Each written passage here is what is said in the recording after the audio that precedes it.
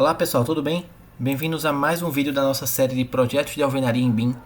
E hoje eu vim aqui rapidinho dar algumas dicas sobre configuração de template para vocês.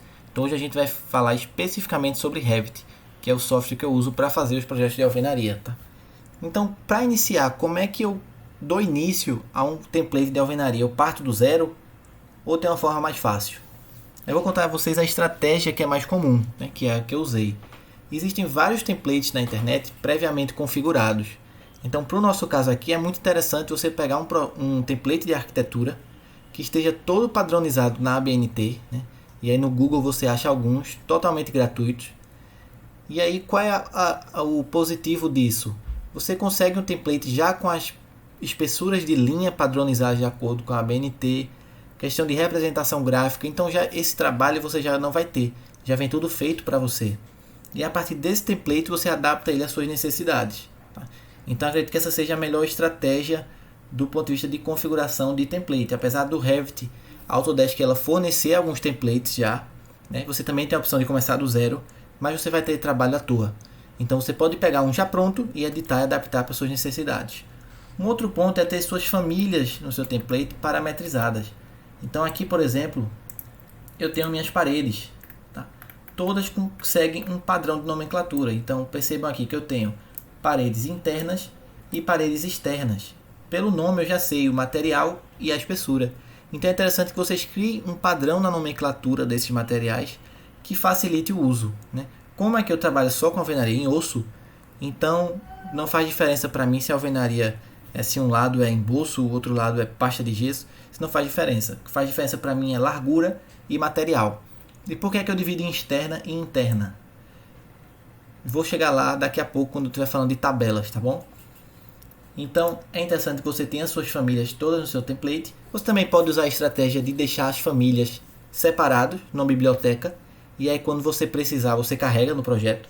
Isso vai depender muito do seu fluxo de trabalho, tá? Inclusive, isso é algo que eu venho avaliando. Atualmente eu estou com todos os blocos aqui dentro do meu template.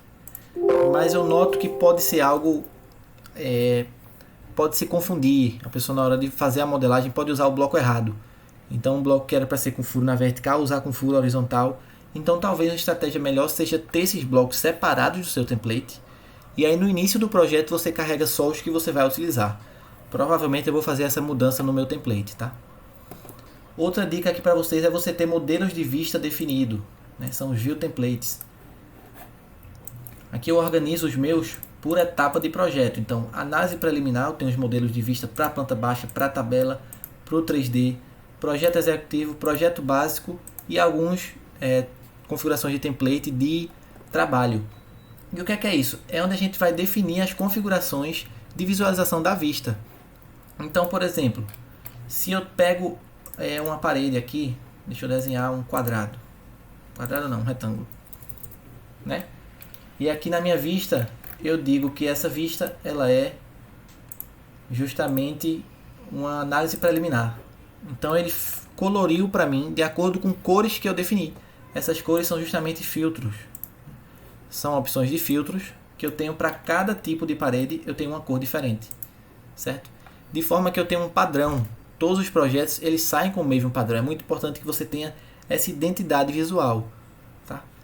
Então, se eu mudar aqui essa parede de 9 para 14, automaticamente ele muda a cor, né? Sem eu precisar estar criando filtros. Então tenham esses modelos de vista já padronizados no seu template. Isso é um ganho de tempo muito grande, tá? No 3D também serve para qualquer tipo de vista, certo?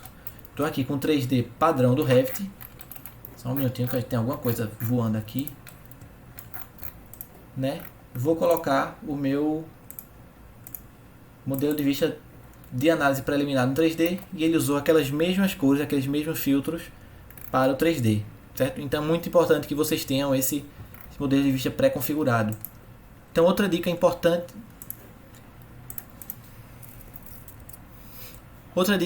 para vocês é na hora de criar as elevações. É interessante que você já deixe o seu modelo de vista de elevações no tipo de elevação. Então sempre que eu criar uma elevação, ela já vai vir com esse modelo de vista. Eu não tenho que estar aplicando as propriedades, tá? Então sempre que eu criar uma elevação dessa aqui, ela já vai vir com as configurações daquele modelo de vista, tá bom? Outra dica aqui para vocês, organização do navegador de projeto. Eu gosto de organizar ele de acordo com as etapas do meu projeto. Então a gente divide em análise preliminar, projeto básico e executivo. Né? Separei aqui os detalhes também, para cada vista ficar organizada de forma que, se eu quero ter acesso a uma informação, eu já sei onde ela está. Né? Eu não preciso estar procurando as vistas no navegador, ele fica organizado aqui. Tá bom? Isso é uma forma de você organizar. Isso para mim que faço todas as fases em um projeto só, mas de repente para você pode ser mais interessante você ter um template só para análise preliminar e aí você evoluir o seu projeto em outro arquivo, né? Se precisar da análise preliminar, você pode usar como link, aí vai depender do seu fluxo de trabalho. No meu caso aqui eu faço tudo em um só, certo? Outra coisa, outra dica para você, tabela. Tenha tabelas no seu projeto. E eu não estou falando tabela de quantitativo que vai para a prancha, estou falando de tabelas de controle. Deixei já aqui preparadinha uma para vocês, ó. Deixa eu apagar tudo para mostrar como é interessante isso aqui. Existe um parâmetro de esbeltez, tá? Que você usa para usar reforço em parede, de acordo com a altura. Então eu já deixei uma tabela configurada, e é por isso que eu preciso dizer se minha parede ela é externa ou não. Vê só. Estou fazendo uma parede com 2,30 metros, tá? Fiz a parede, ela já está aqui. Certo? Até aí tudo bem. Vou fazer agora uma parede com... Deixa eu mudar a altura para 3 metros. Opa, ele já disse aqui, ó, a esbeltez está superior ao limite que eu defini, segundo o meu critério. Então eu tenho que ter atenção especial nessa parede aqui, né? Consigo realçar ela no modelo e saber qual parede eu preciso ter atenção. É uma parede com bloco de 9, com 3 metros de altura e uma esbeltez elevada. Então eu tenho que avaliar se ela precisa de um reforço ou não aqui. Então essa tabela ela me chama a atenção logo de cara. Eu não preciso estar pegando a altura de cada parede e calculando a esbeltez, né? Qual é uma solução aqui? Usar um bloco mais largo. Vou usar 11,5. Olha como diminuiu. A esbeltez para 26 e aprovou, né? Aqui em comprimento eu botei em questão de reforço com pilarete, grauteamento ou algo do tipo. Então essas tabelas que eu chamo de tabelas de controle são muito interessantes de ser usada, tá? Ela automatiza o seu projeto em alguns quesitos. Tem outras também, por exemplo, controle de nível. Então, aqui porque está sem os bloquinhos ainda, mas você vai ter todos os seus elementos e o nível em que ele está alocado. Isso principalmente para a questão de planejamento, de orçamento, faz uma diferença, tá? De repente você criou 2 níveis e alguns blocos ficam associados a um nível, outros blocos ficam associados a outro.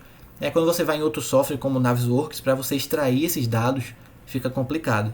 Então com a tabela dessa de controle de nível você consegue ter o controle realmente, né? Se você está fazendo as coisas no nível correto, tá? Próxima dica para vocês, criem parâmetros. Como é que eu consegui fazer isso daqui? Agrupar em etapas através de parâmetros, né? Eu tenho um parâmetro aqui, cadê ele? Que se chama etapa de projeto, aqui. Então essa vista tem um parâmetro de projeto que é análise preliminar. E aí essa organização aqui é feita através desse parâmetro, certo? Que inclusive aqui está como não editável porque eu já associei ao meu modelo de vista, tá? Que é para não ter perigo de ficar diferente. Então criem parâmetros, certo?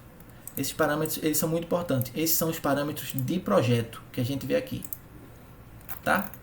E tem também os parâmetros compartilhados, que no meu caso aqui eu uso mais nas famílias, certo? Próxima dica é a questão de estilos de linha, configurações de anotação no geral, né? Então a gente tem aqui os estilos de linha, certo? Isso aqui lembra um pouco o AutoCAD. Todo estilo de linha, que eu confesso que eu ainda não configurei o meu aqui, que você vai usar no seu projeto. Então, se for espessura 1, qual é a espessura dela, né? Qual é a cor e qual é o padrão? Ah, ela é sólido, ela é tracejado. Então é aqui em estilos de linha que você vai configurar tudo isso, tá? Temos também estilos de objeto, que você vai configurar a exibição dos elementos nas vistas, certo?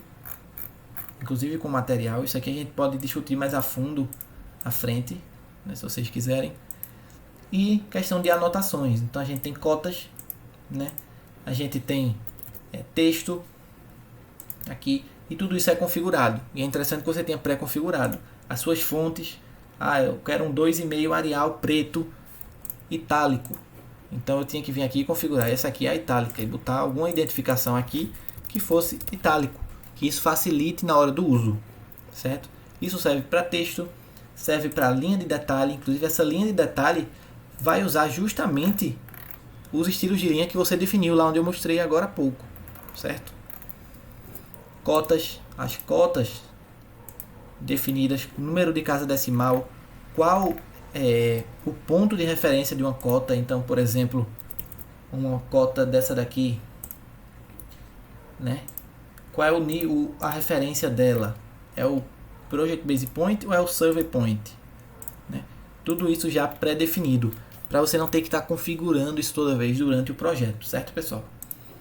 Então essas foram algumas dicas. Eu quis fazer um vídeo mais rápido aqui, mais prático, mostrar a vocês algumas configurações de template que agilizam o nosso trabalho no dia a dia, tá? Quem quiser que eu aprofunde mais alguma coisa, tiver alguma dúvida, deixa aqui embaixo. Se gostou, deixa o like, deixa um comentário, se inscreve no canal e até a próxima.